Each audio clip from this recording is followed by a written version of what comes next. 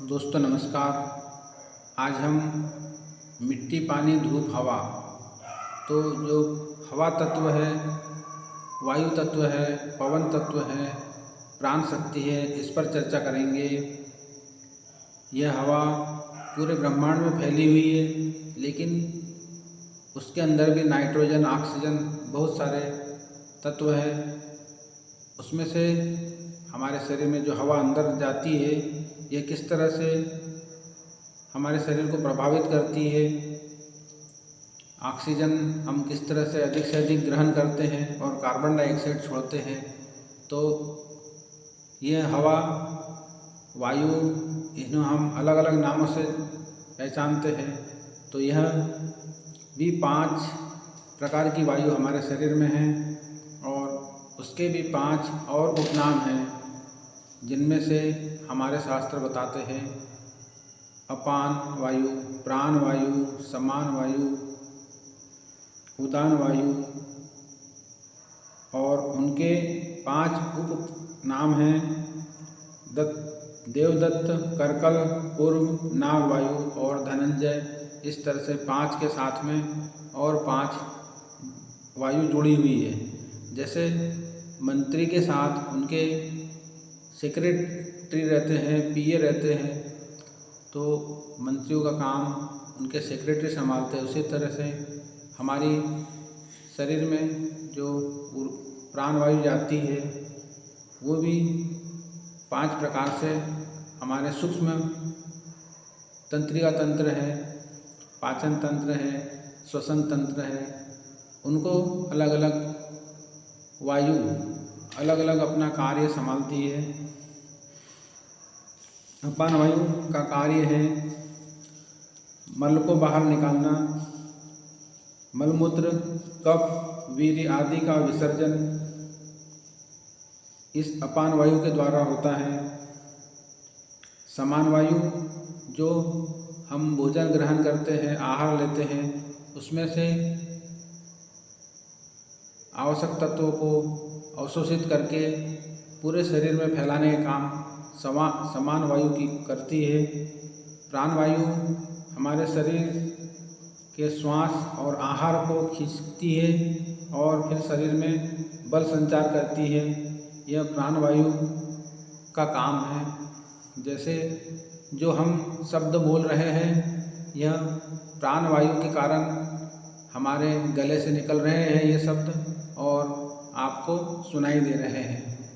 अगर वायु बीच में नहीं होती तो हमारी ध्वनि आपके पास नहीं पहुंच पाती। तो यह प्राण वायु के कारण संभव है। इसी तरह से उदान वायु शरीर को उठाए रखने का काम उदान वायु करती है। हमें प्रत्यक्ष एवं अप्रत्यक्ष सभी प्रकार की क्रिया हमें जीवन में आगे बढ़ाने का काम हमारे शरीर में रहने वाली उदान वायु करती है। व्यान वायु यह हमारे समस्त शरीर में संव्याप्त होती है। रक्त संचार, श्वास प्रश्वास आदि के माध्यम से यह शरीर पर नियंत्रण करती है।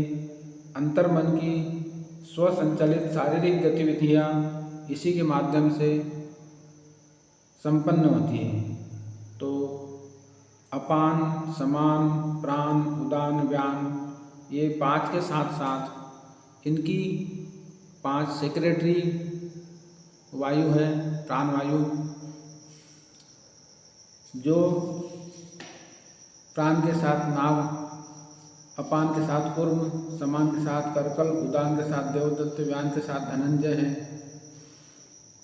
नाग का कार्य वायु संचार, डकार लेना, हिचकी आती है तो यह हमें नाग वायु के कारण आती है।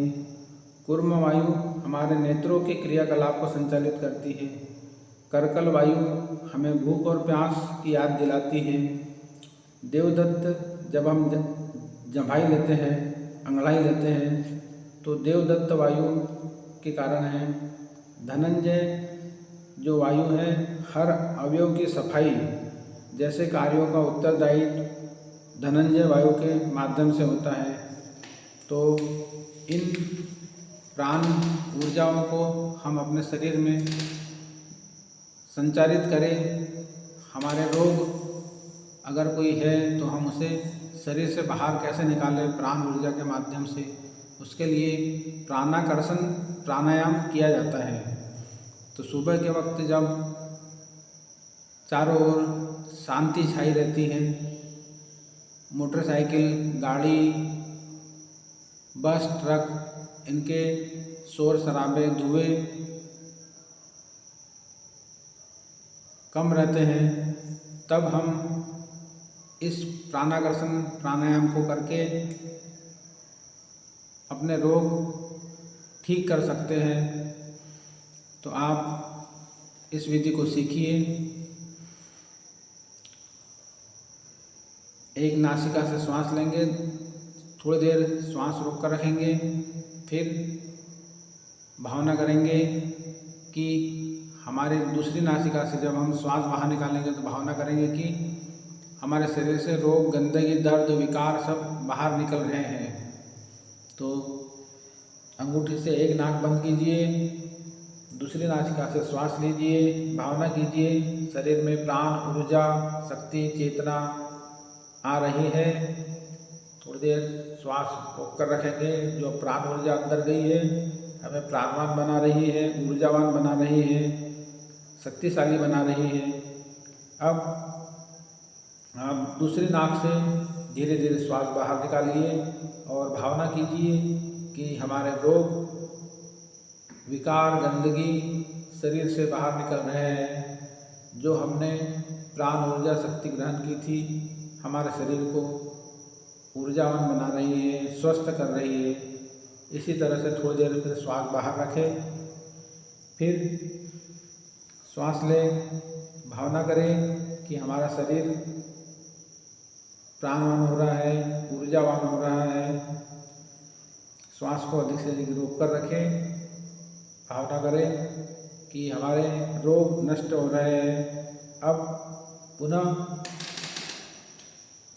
दूसरी नासिका से श्वास बाहर निकालते जाएं और भावना करेंगे कि हमारे रोग, विकार, गंदगी शरीर से बाहर निकल रहे हैं। हमारा शरीर निर्मल हो रहा है, हम पवित्र हो रहे हैं, हम प्राणवान हो रहे हैं।